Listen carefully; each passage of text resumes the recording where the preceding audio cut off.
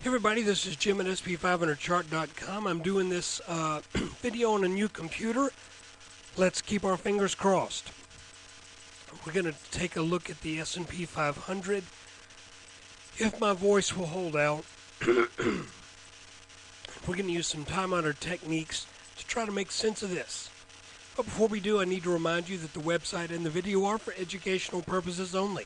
Nothing stated at the site or in the video is intended to be used as investment advice. I can draw lines on charts, but you have to draw your own conclusions from your own research. And you need to make investment decisions that are suitable for your personal financial situation. I'm not a licensed financial professional. I am just a guy who draws lines on charts. So let's take a look.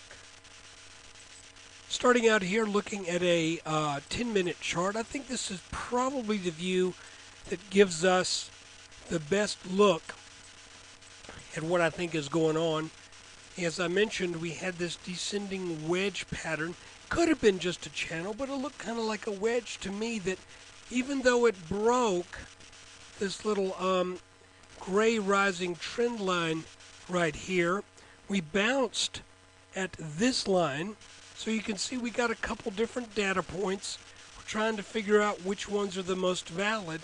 When the S&P just kind of traded nonchalantly through this line, it led me to believe that this may not be as important as I thought. So, therefore, we drew this line prior to the bounce that took place yesterday. And it looks like this line, this support line, is exercising at least some influence.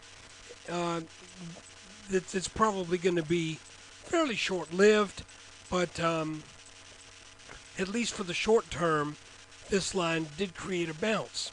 Now, I mentioned that the apex of our triangle, here's our triangle bounded by these two light blue lines, that the apex did what apexes tend to do, and that is create resistance which could not be overcome on 2 attempts yesterday.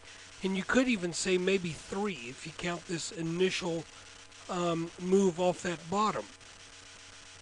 To my eyes, it looks like the S&P is going back up for another go at this line.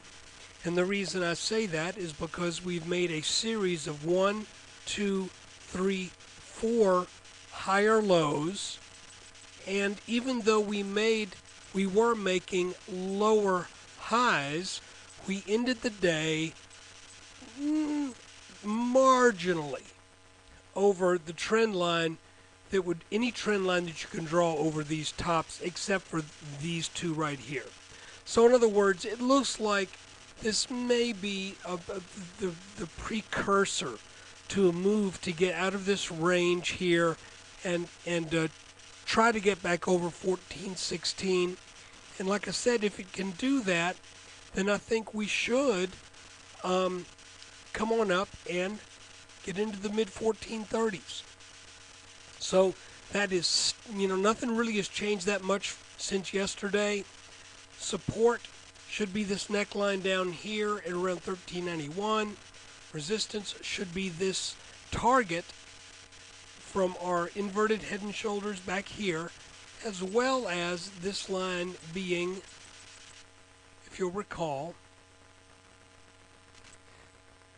essentially the neckline to our triple top that formed the head of our larger head and shoulders pattern. So if we get up here, that should be some pretty strong resistance.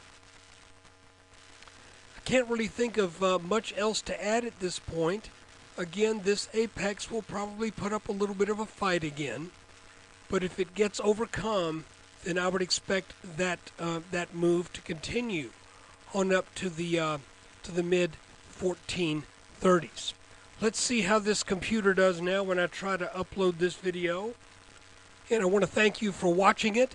If we get a successful test here with this new system, then all should be well for at least until the end of the world on 12/21 2012. So hey, everybody, take care. Thanks for watching.